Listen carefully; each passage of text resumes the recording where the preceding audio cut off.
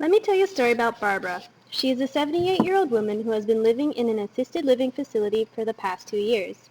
Though she enjoys living here, she misses walking around the neighborhood, which she used to do with her husband who passed away 5 years ago. Care staff don't have the time or resources to take residents for walks, and Barbara won't go alone because she feels it's unsafe. This is the reality for many older adults in care homes. Opportunities for outside physical activity are limited despite their known benefits. Among older adults, dementia is a growing worldwide problem. Though it is not a normal part of aging, it affects many seniors. Two risk factors associated with the onset of dementia are loneliness and lack of physical activity. Hi guys, this is Encouraging Seniors in Motion Vancouver presenting the project to you. We are a non-profit health organization devoted to improve and maintain cognitive ability, mobility, and social interaction of the elderly. The program that we are going to implement is Walk and Roll, which is a program that tries to provide meaningful physical activity and social interaction to the elderly in Burnaby. We hope this can help to improve their quality of life and reduce their chance of suffering from dementia. Activities.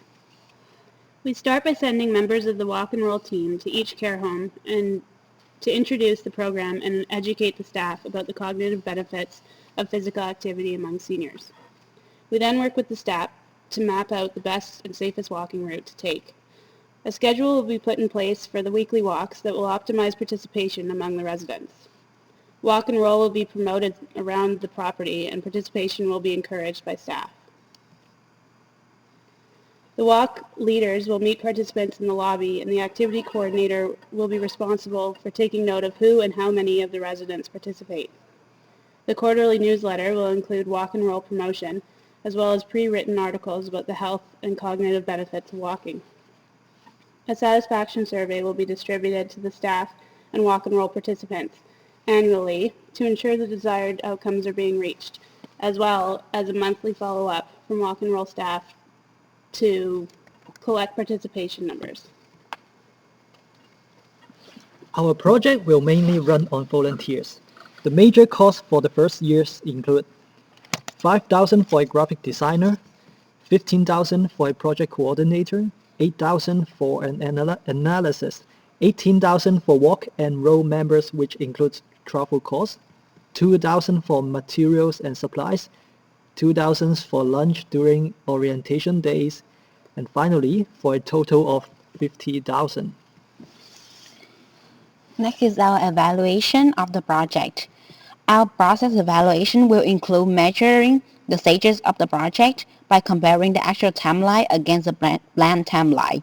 We will collect all the receipts, record staff hours to measure whether the project's actual cost is aligned with the budget.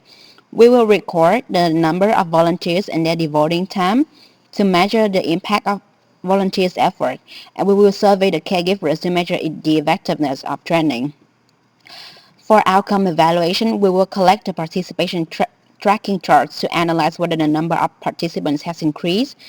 We will collect surveys from residents and caregivers about whether there is participants' knowledge about the benefit of the project and about whether the program has supported the interaction between participants.